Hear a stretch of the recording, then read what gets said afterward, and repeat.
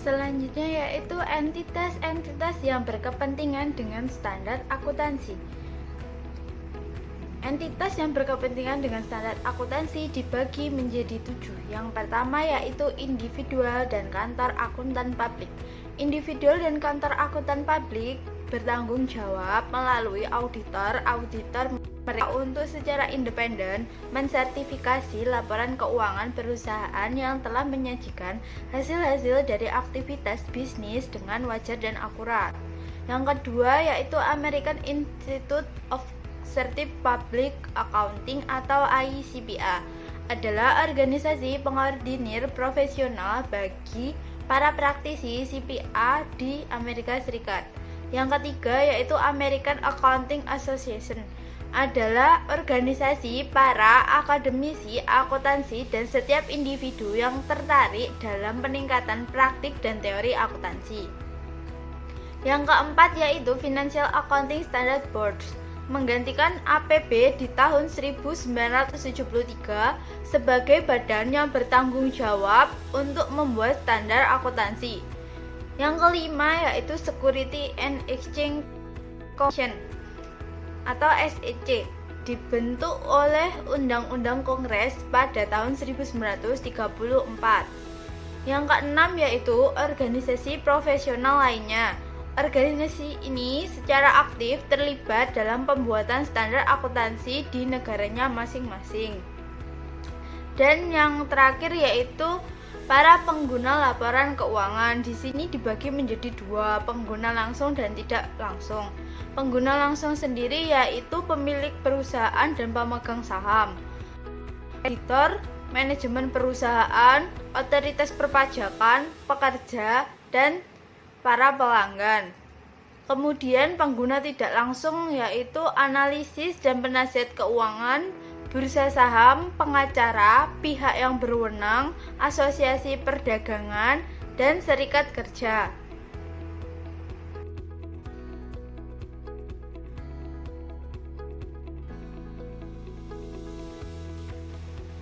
Pihak-pihak yang terlibat dalam penetapan standar.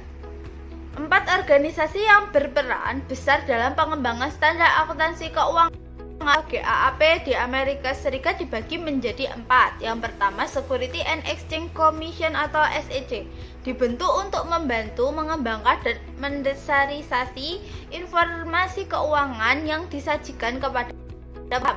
SEC menjalankan Security Exchange Act tahun 1934 dan beberapa undang-undang lainnya. SEC memiliki kekuasaan yang luas untuk menentukan dengan tingkat rincian yang diinginkannya praktik dan standar akuntansi yang harus dilakukan oleh perusahaan yang berada di bawah yurisdiksinya. SEC mewajibkan perusahaan yang menyampaikan laporan registrasi untuk mematuhi GAAP. Yang kedua ada American Institute of Certified Public Accountant atau ICPA, merupakan organisasi profesi nasional dari Certified Public Accountant atau CPA, memiliki peran penting dalam pengembangan GAAP itu sendiri. Berbagai komite dan dewan dibentuk sejak berdirinya ICPA yang telah memberi kontribusi lain. Sebagai contoh yaitu Komite on Accounting Producer, Accounting Principles Board, dan dengan tujuan utama yaitu mengajukan rekomendasi prinsip akuntansi secara tertulis, menentukan praktik akuntansi yang tepat, mempersempit area perbedaan, serta ketidakkonsistenan dalam praktik. Yang ketiga, Financial Accounting Standard Board atau FAB.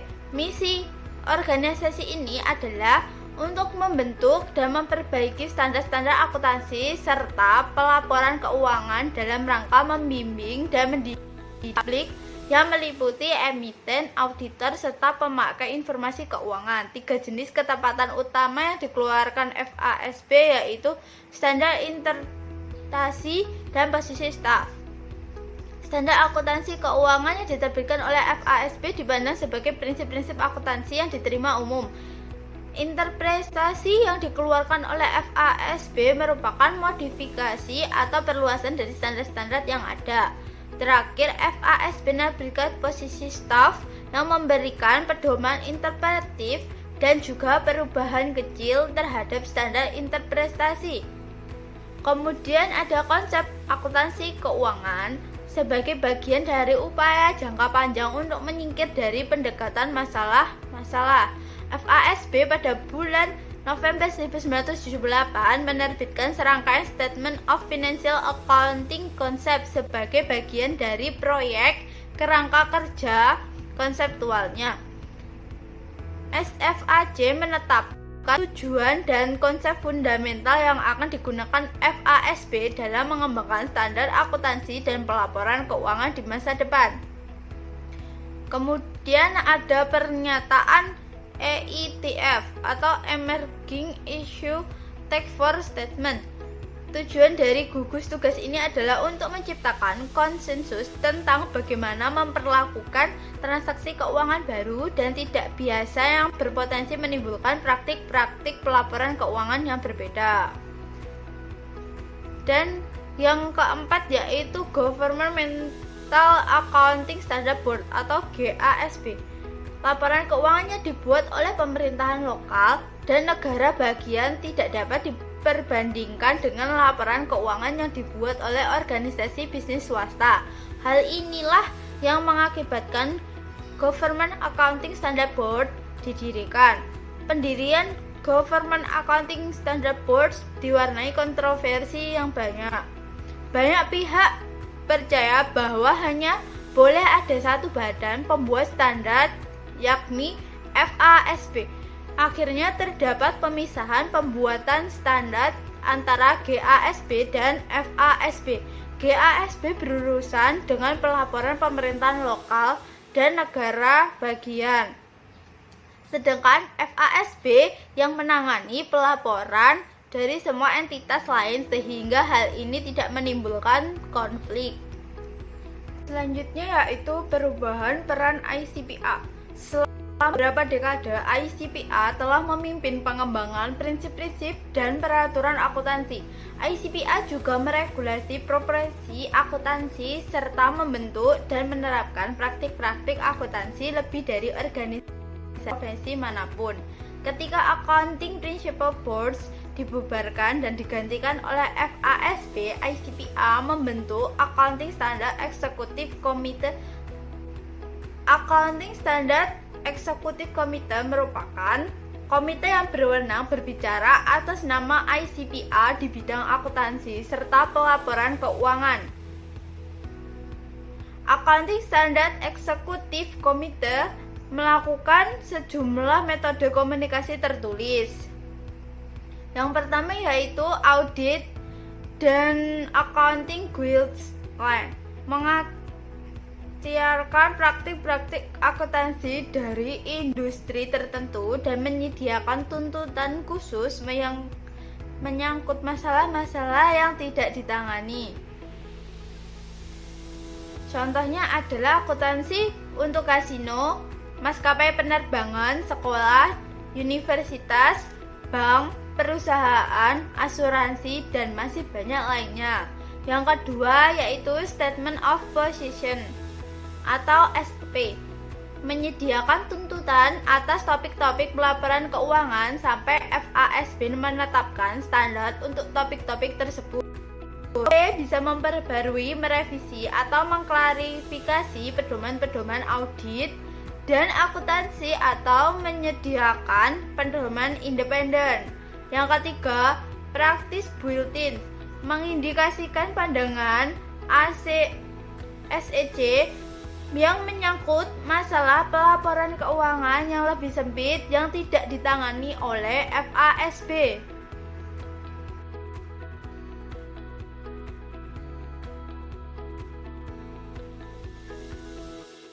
Selanjutnya yaitu legitimasi proses penetapan standar. Dibagi menjadi dua. Yang pertama yaitu prognosis pesimistis. Legitimasi penyusunan standar kadang dihubungkan dengan kemampuan untuk menghasilkan sistem akuntansi yang optimal, yakni suatu sistem di mana keuntungan yang diharapkan dapat optimal sehingga keuntungan yang dihasilkan lebih besar atau paling tidak sama dengan keuntungan yang diperoleh dari sistem lain. Maksudnya, tidak ada alternatif penyajian laporan keuangan yang didasarkan pada aturan akuntansi lain yang dapat menyajikan manfaat yang lebih baik. Dembski berpendapat bahwa proses penyusunan standar akuntansi harus memuaskan agar dapat dipisahkan. Yang kedua, tidak ada sekumpulan standar yang selalu mencari alternatif sesuai preferensi dan keyakinan.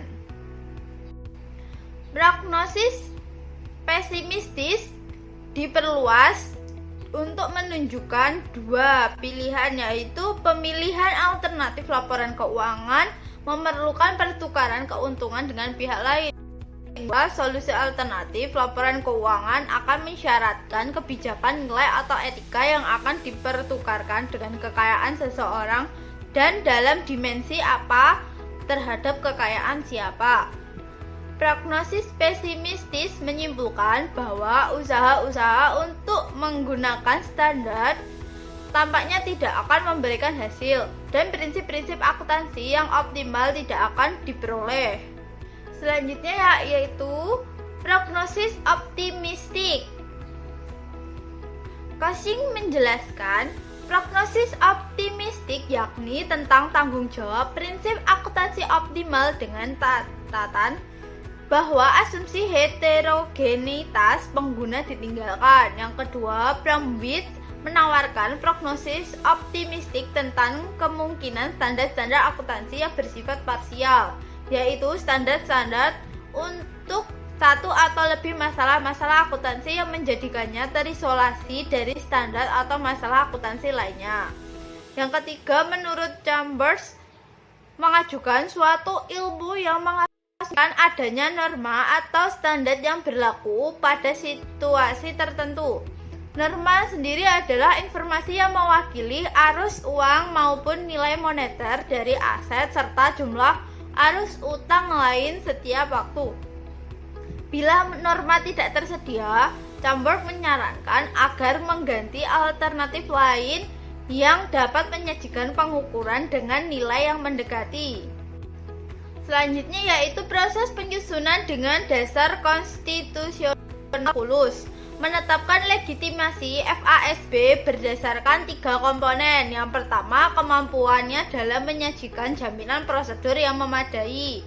Yang kedua, kemampuan untuk memaksakan batasan yang di dalam proses pemilihan untuk menjamin hasil yang dapat diterima. Yang ketiga, keseimbangan pengendalian antara prosedural dan hasil yang ditetapkan oleh proses penyusunan standar FASB.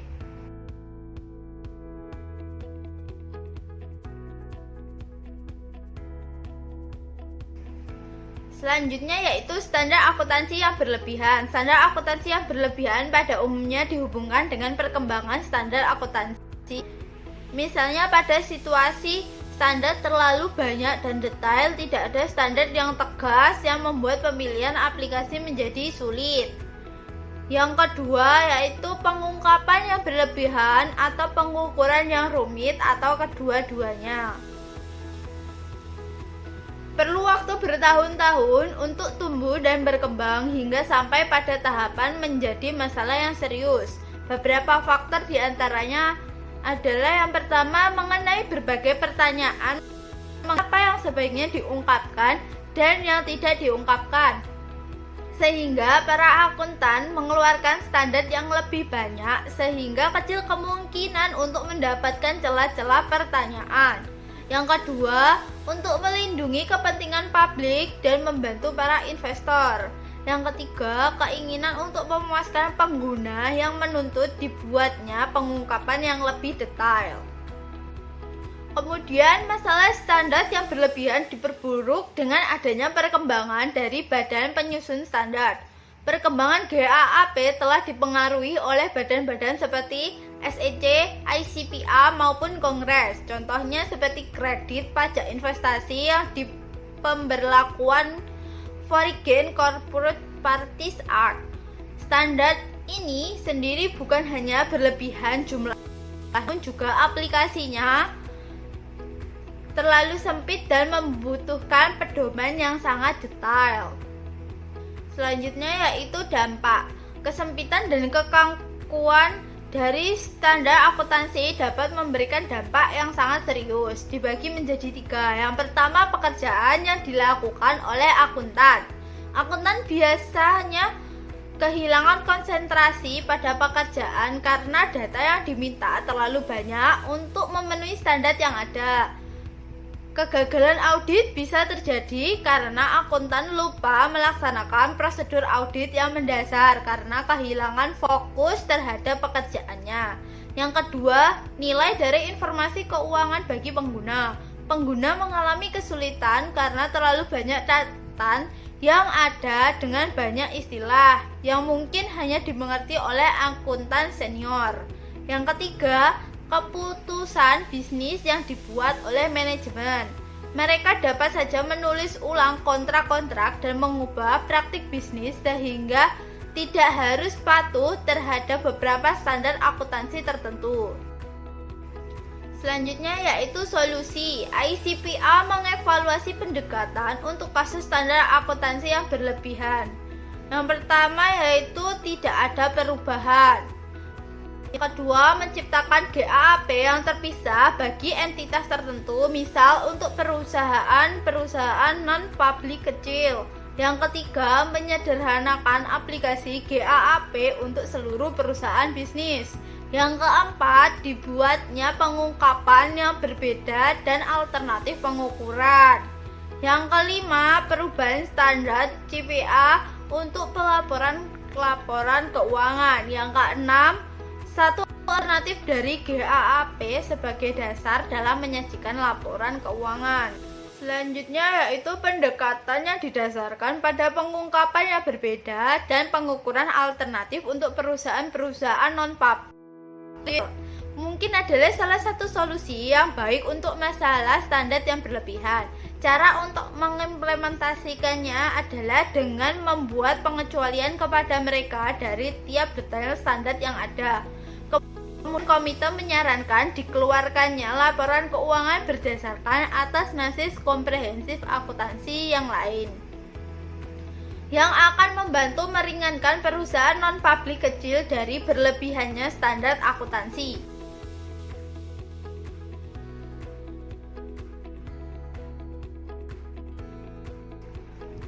Kemudian pilihan dalam akuntansi dibagi menjadi 3. Yang pertama, pembuatan kontrak atau pembuatan kontrak yang efektif. Yang kedua, pemberian harga atas aktiva. Yang ketiga, memengaruhi pihak-pihak eksternal.